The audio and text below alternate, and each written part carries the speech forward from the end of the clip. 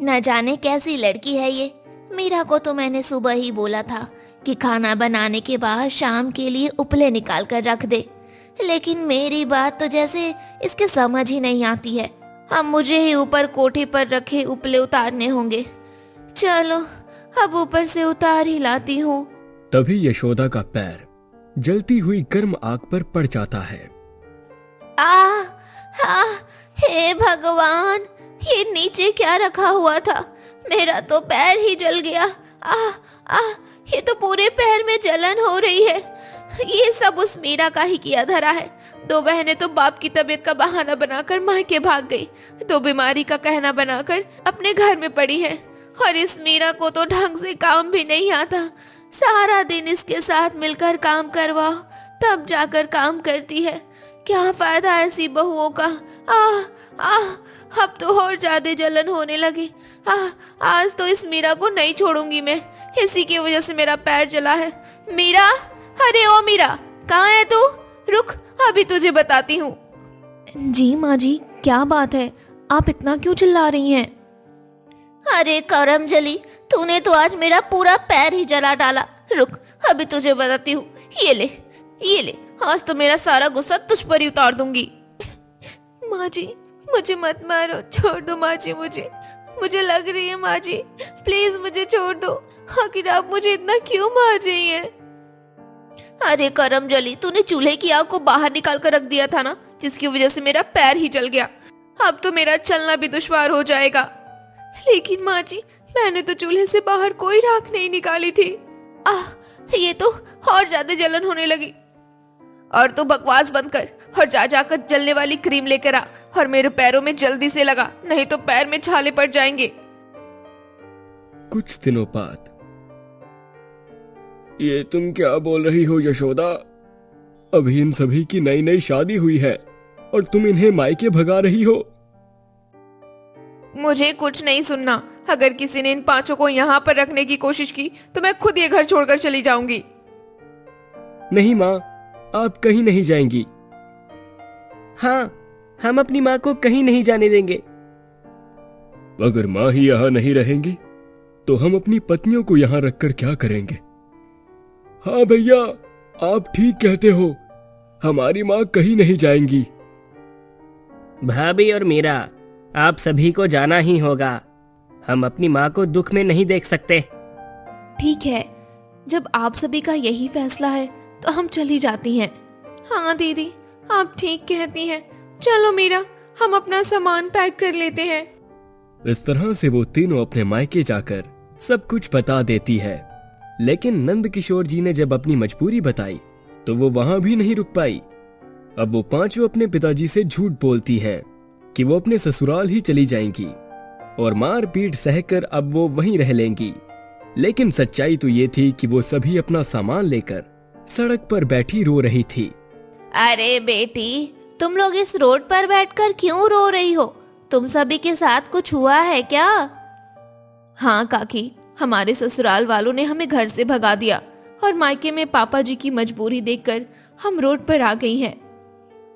ओह, ये तुम लोगों के साथ बहुत बुरा हुआ। तुम सब एक काम करो ना, अपना सामान उठाओ और मेरे साथ चलो। मैं अपने घर पर अकेली ही रहती हूँ, तुम सब मेरे साथ ही रहना। इस तरह से वो पांचों बहनें काकी के घर की तरफ निकल जाती हैं। लेकिन अब सवाल ये था कि खुद के ससुराल वालों ने उन्हें नहीं देखा तो कोई अनजान उन्हें ज्यादा दिन अपने घर में रहने देगा? क्या काकी उन्हें अपने मतलब के लिए घर ले जा रही थी? आगे उन बहनों के साथ क्या होने वाला है? आखिर उन सभी ने तरबूज की खेती करके तरबूज और मिल्क का टेस्टी जूस, तरबूज की मिठाई, तरबूज से फ्रेश क्रीम कैसे बना ली, तरबूज से फेस क्रीम कैसे बना ली और खुद ऐसा बिजनेस खड़ा कर दिया जिसकी चर्चा शहर में भी होने लगी थी। पूरी कहानी को समझने के लिए चलिए शुरू से देखते हैं। मेरी तो किस्मत ही खराब है जो इस उम्र में भी अभी चूल्हा चौका करना पड़ रहा है। एक दिन खाना ना बनाओ तो सभी लोग घर में पूरा दिन भूखे रह जाएंगे। पता नहीं कब तक मुझे ये सब करना पड़ेगा।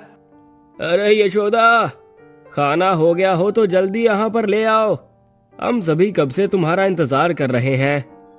हाँ ले आई। मैं चावल और रोटी भी ले आती हूँ, फिर आपको परोस देती हूँ। हाँ जल्दी करो माँ, बड़ी तेज की भूख लगी है।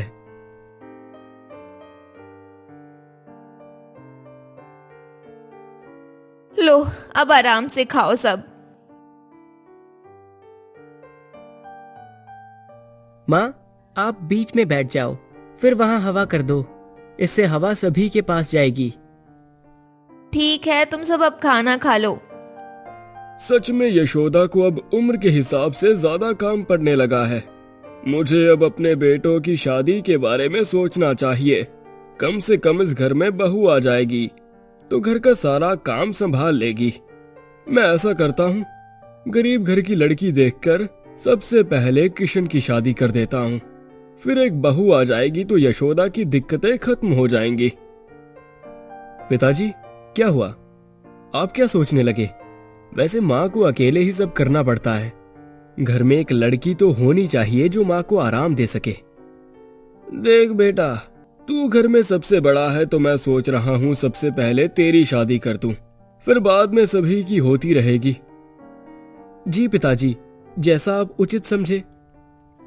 कुछ दिनों बाद नंदलाल जी नंदकिशोर जी के पास दूसरे गांव में उनकी बेटी के रिश्ते के लिए बात करने जाते हैं।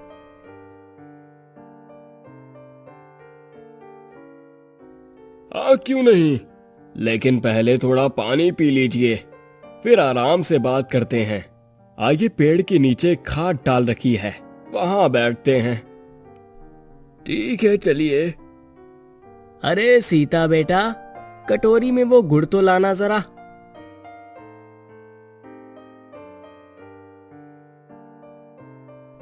अरे भैया, इसकी क्या जरूरत थी? अरे कोई बात नहीं भैया, थोड़ा सा ही ले लीजिए। ये आपकी बड़ी बिटिया है ना?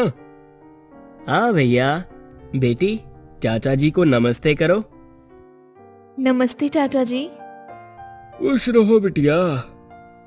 हाँ तो अब बताइए, आप कौन सी जरूरी बात करने आए थे?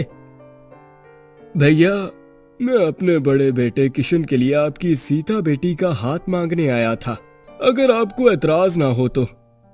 अरे ये तो हमारे लिए खुशखबरी की बात है, भला हमें क्यों एतराज होने लगा? आप भी किसान हैं, हम भी किसान हैं। अगर दोनों ही बराबर के हैं, हमें तो खुशी होगी आपके घर रिश्ता करके। लेकिन एक बात है। कौन सी बात? क्या आपको मेरा बेटा किशन पसंद नहीं? अरे नहीं नहीं, किशन बेटे को तो मैं अच्छे से जानता हूँ।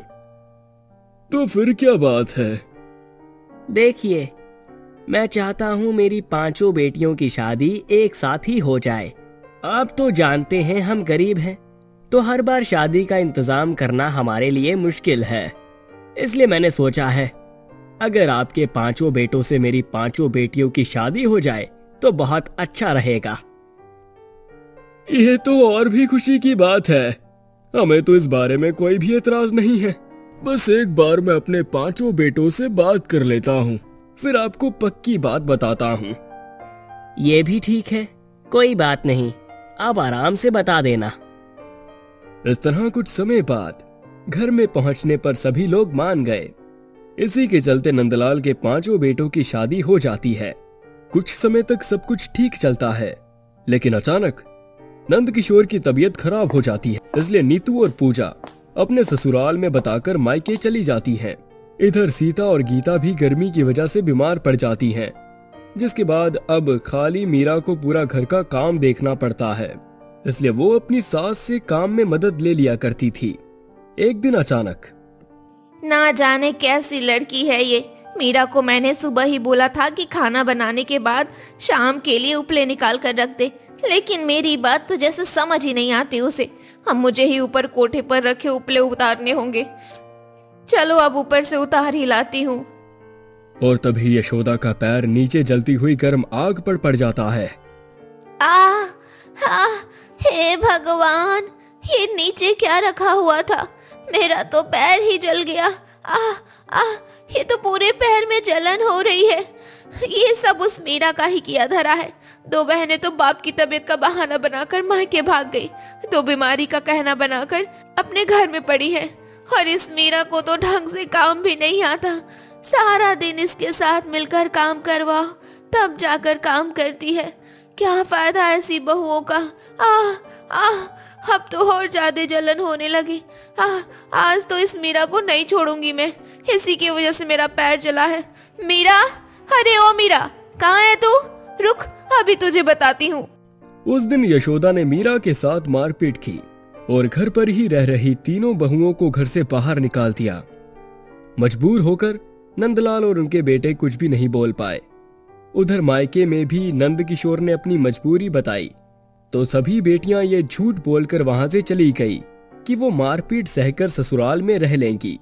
लेकिन वो सभी जंगल की तरफ जाने वाली सड़क के पास बैठकर रोने लगी। तभी एक काकी उन्हें अपने साथ ले आई। देखो देखो बेटी, तुम्हारे साथ जो भी हुआ अच्छा नहीं हुआ, लेकिन अब तुम्हें परेशान होने की बिल्कुल भी जरूरत नहीं है। अब तुम मेरे खेत में काम करके मेरे यहाँ आराम से रह सकती हो। शुक्रिया काकी, आपने हमें सच में उस समय सहारा दिया है जिस समय हमारे अपने भी हमारे हालत नहीं समझ पाए। कोई बात नहीं बेटी, अब तुम थोड़ी देर आराम करके खाना बना लेना।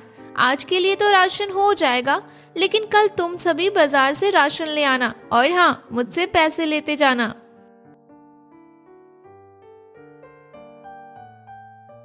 आज काकी की वजह से हमारे पास आशियाना है। हाँ दीदी, लेकिन अकेले काकी कब तक हमारा खर्चा उठाएंगी? हाँ गीता, ये तो बात तुमने सही कही।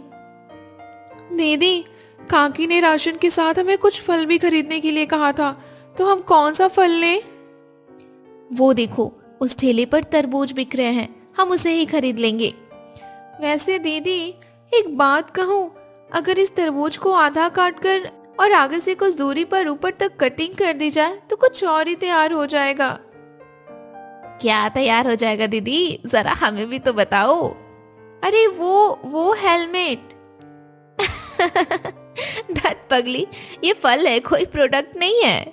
वैसे नीतू दीदी का आइडिया सही है। इस गर्मी में धूप से बचना है तो हेलमेट को ही पहन लो, फिर तो सर पर जरा सी भी धूप नहीं लगेगी। हाँ दीदी, आप भी ना बहुत ही मजाक किया हो। अगर हमने इसे पहन लिया तो लोग सिर्फ हमें ही देखेंगे। अच्छा बस मजाक बंद करो, समय हो रहा है ना। नीतू, तुम जाओ एक तरबूज ले लो, तब तक हम घर के लिए राशन ले आते हैं। ठीक है दीदी। चलो, अब राशन तो ले ही लिया, अब नीतू तरबूज लेकर आ जाए, फिर हम घर चलते हैं। लो, नीतू भी आ गई। दीदी, मैं तरबूज ले आई। अरे नीतू, पहले तो इस ठेले पर भीड़ नहीं थी, अचानक इतने ग्राहक कैसे आ गए? पता नहीं दीदी, जब मैं तरबूज लेने गई थी तो तभी बहुत सारे लोग तरबूज लेने वहां पर पहुंच चुके थे।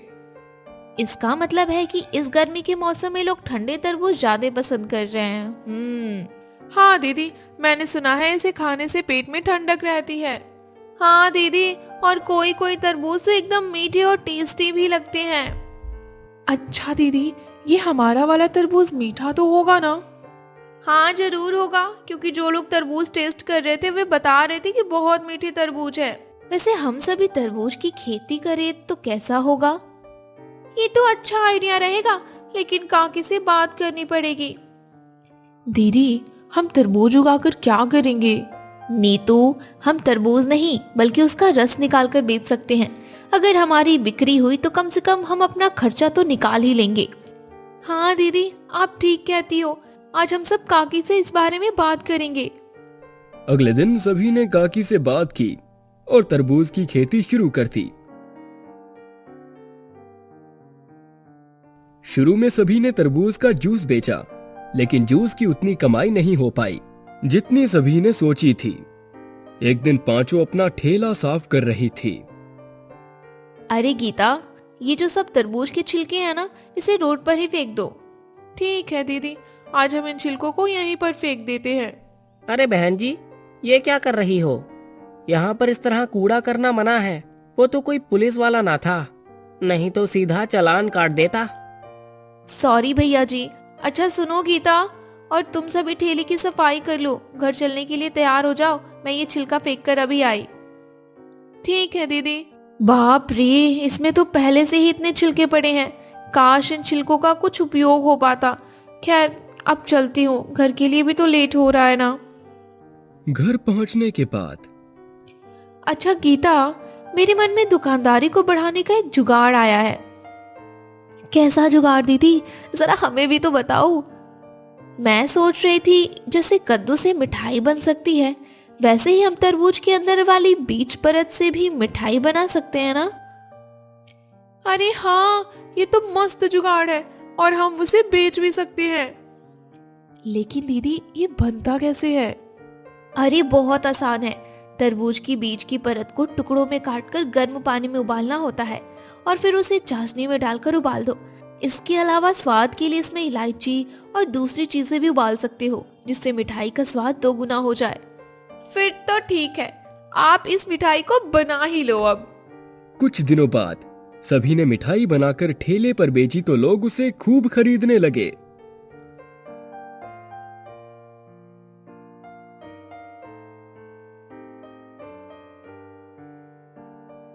वाह दीदी, आपने तो कमाल कर दिया। आपकी मिठाई बेचकर तो सच में हमारी थोड़ी बहुत कमाई बढ़ गई।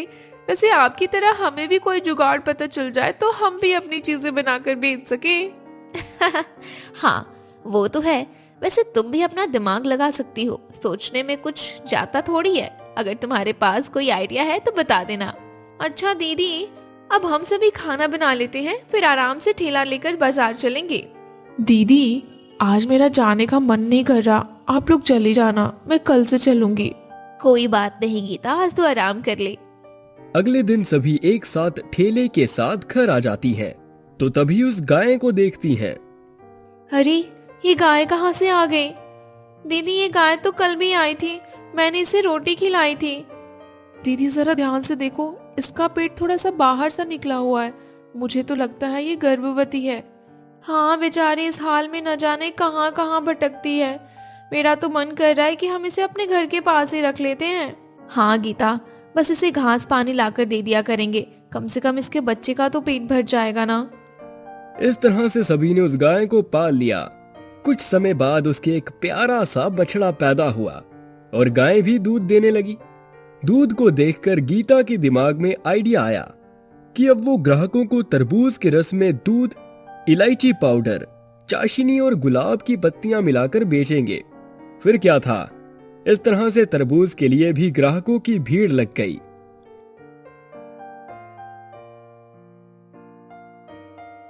मान गए गीता, आखिर तुमने भी अपना जुगाड़ दिखा दिया। हाँ दीदी, आखिर बहन किसकी हूँ। वैसे दीदी, आपने सच कहा था, सोचने और चिंतन करने से दिमाग में जुगाड़ बहुत से आ जाते हैं। आज और अभी मेरे दिमाग में एक जुगाड़ आया है। लो, अब नीतू दीदी ने भी कुछ सोच लिया। अरे सोच लिया है तो फिर बताने में देरी क्यों? तुम भी बता दो, तुमने क्या सोचा है? दीदी, मैं सोच रही थी जैसे आप तरबूज के बीज के हिस्से से मिठाई बनाती हो, क्यों ना हम उसी हिस्से से अचार बनाकर देखें। बनाकर देखें क्यों? अरे समझ लो बन गया। अब मूली, गाजर, सलजम इन सभी के अचार बन जाते हैं, तो फिर तरबूज का क्यों नहीं बनेगा? तो फिर ठीक है, कुछ दिन बाद हमारे ठेले पर अचार भी बिकने लगेगा। लेकिन ये अचार बनेगा कैसे? इसमें भी वही सब चीजें डलती हैं जो बाकी अचार में डाली जाती होंगी। बस पहले तुम तरबूज के बीच वाले छिलके को सुखा लेना, फिर इसके मसाले तैयार कर लेना, जैसे सौंफ, कलौंजी, मेथी दाना, लाल मिर्च पाउडर। फिर इन्हें सभी को सूखे छिलके में मिक्स करके सरसों के तेल में डुबा लेना। हाँ, ये ठीक रहेगा। इस तरह अब सभी लोग 3 से 4 चीजें बेचने लगे। अरे पूजा, तुझे कितनी बार बोला है अपना मुंह ढक लिया कर। देख तो, तेरे चेहरे पर लगातार धूप पड़ रही है और तेरा चेहरा काला सा पड़ता जा रहा है। अरे दीदी, काले होने से क्या होता है, बस चेहरे पर फ्रेशनेस दिखनी चाहिए। हाँ, ये भी सही है। तो तू कोई क्रीम क्यों नहीं खरीद लेती है जिससे तेरे चेहरे की फ्रेशनेस बनी रहे?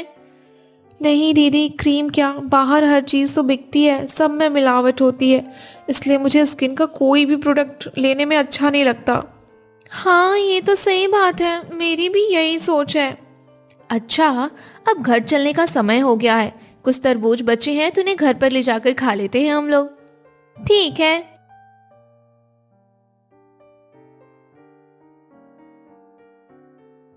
अरे आज तो मैंने बड़ा अजीब सपना देखा। मैं सपने में देख रही थी कि कोई मेरे चेहरे पर तरबूज को रगड़ रहा है। कहीं ये सपना कोई इशारा तो नहीं है ना? अरे हाँ, जिस तरह एलोवेरा के पौधे से फ्रेश क्रीम बन जाती है, वैसे ही तरबूज के बीज के छिलके से भी तो क्रीम बनाई जा सकती है ना। पक्का तो नहीं पता, लेकिन कोशिश करने में क्या जा रहा है। लेकिन ये बनेगा कैसे?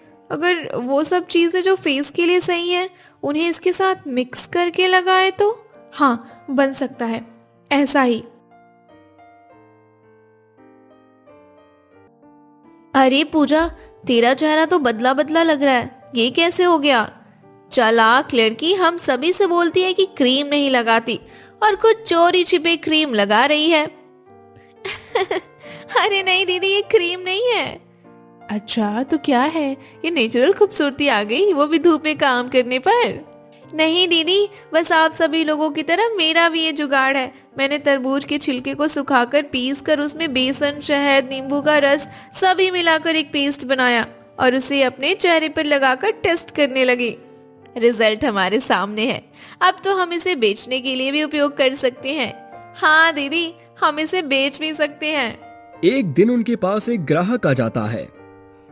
अरे मेरा मतलब ऐसे तरबूज जो तुरंत खेत से तोड़कर लाए गए हों। अगर है तो बताओ, मैं ताज़ा तरबूज का रस पीना चाहता हूँ। इसके बदले में मैं तुम्हें ज्यादा पैसे दे सकता हूँ। जी नहीं, ऐसा तो कोई तरबूज नहीं है हमारे पास। चलिए ठीक है, कोई बात नहीं, अब मैं चलता हूँ।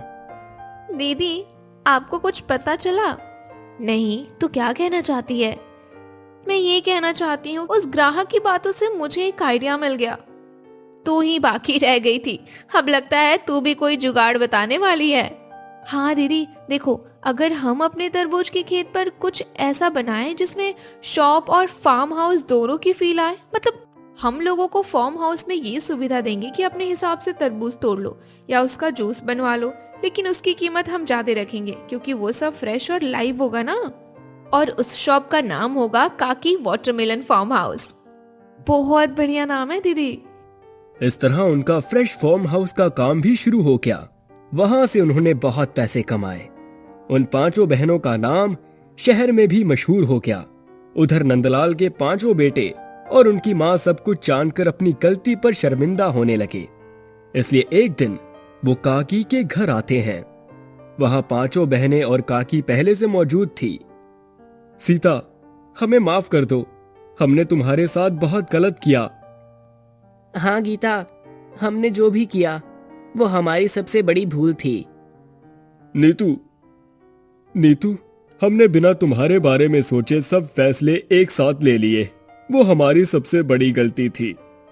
मेरा बहू, उस दिन मैंने बिना सोचे जाने तुमसे बदतमीजी कर दी। बाद में मुझे पता चला कि चूल्हे की राख तो रुपेश ने आलू निकालने के लिए बाहर निकाला था।